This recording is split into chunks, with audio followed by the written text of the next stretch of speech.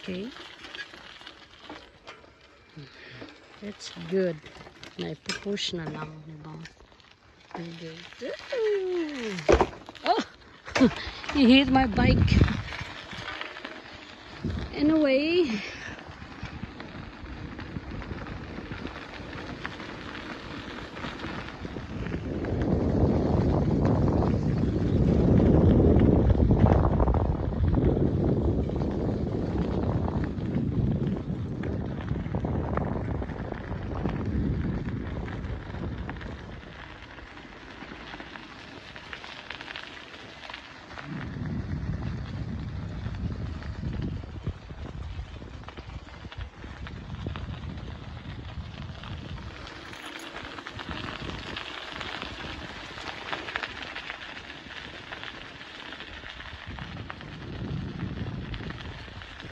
So may nakita tayong naglakad dito.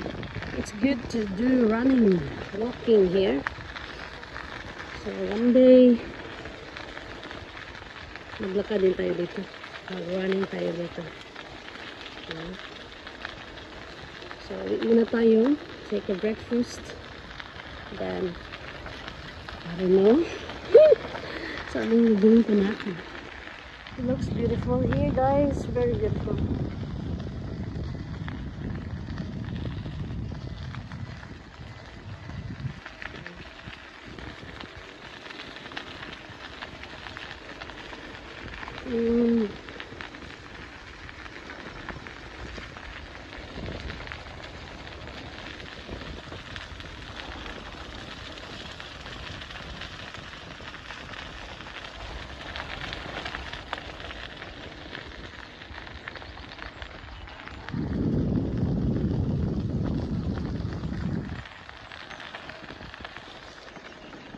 Diyan, pwede kang sugba-sugba.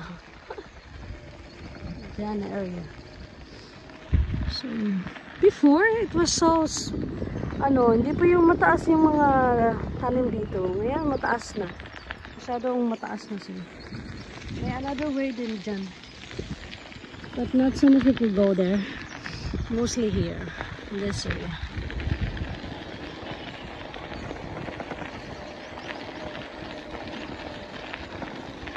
So, ang ganda maglakad-lakad talaga dito, guys. Takbo-takbo. Lakad.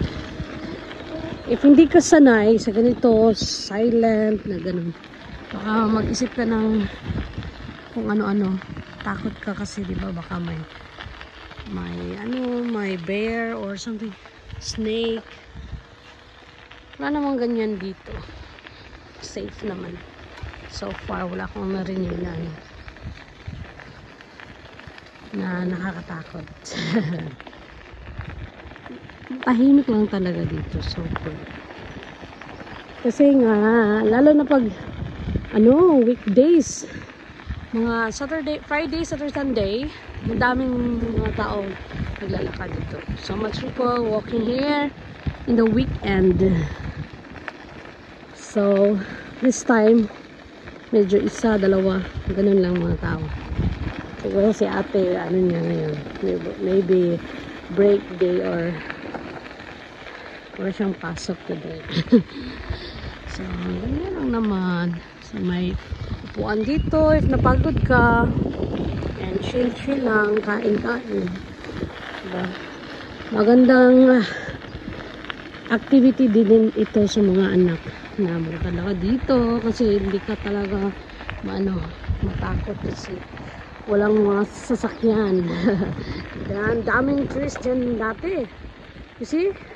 Daming mga cut trees. Ba, nakita nyo naman. Yung mga puti-puti. Mga puno yan dati. Pinuputol. See? Kaya ngayon, tingnan nyo, nag-dry na yung mga cut nila. Yan. Oh.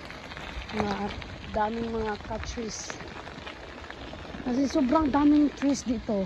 Dati. Kasi medyo madilim dito pag lalo na pag winter kasi daming mga puno dito, parang super dark. Kaya I think pinuto nila, then ginamit nila yung mga trees for buildings, I think. So yan, Yan lang naman. So, malapit na tayo sa part na kung saan makikita nyo talaga ang long road. Long road pa taas. At saka, may rest day. May rest na may upuan din dun. So, ganito, tingnan nyo naman kung gaano kaganda, diba? Tahimik na tahimik. Oh. Oh. So, nandun na tayo sa center attraction. Center attraction talaga. Wow. I love biking, guys. I love biking. Nagbabike talaga tayo, no? Dito na. Dito na. Pwede pala mag-rent ng ganito. If you know how to use it. Dito sila dadaan. Okay. So, ito yung sinasabi ko, guys. Na dyan ka magkape, mag-imot-imot. Then, may road doon na pataas talaga. Shortcut din yun sa amin. At dito, ang view. Makikita mo yung Katnaken. Dyan. Katnaken. Gusto kong makapunta dyan magbike. Doon sa taas parang may tower. Next time. We should plan for it. Daming mga mountains dito sa Norway, guys. Then, ganyan yung view dito. Most of the place in Norway. Ganito ang view. Daming puno. Matubig. Matahimik. Ganyan lang yung life dito, guys. Pag wala kang masyadong friend, ma-captured mo talaga yung pagka tahimik, loneliness. Pero okay lang naman. Wala naman masyadong serious na parang talaga problema. Okay lang naman ganito na buhay. Yes, yun lang naman, guys. Yun lang ang i-share ko ngayon dito sa Norway. Kung saan maraming magagandang puno. See that new growing trees.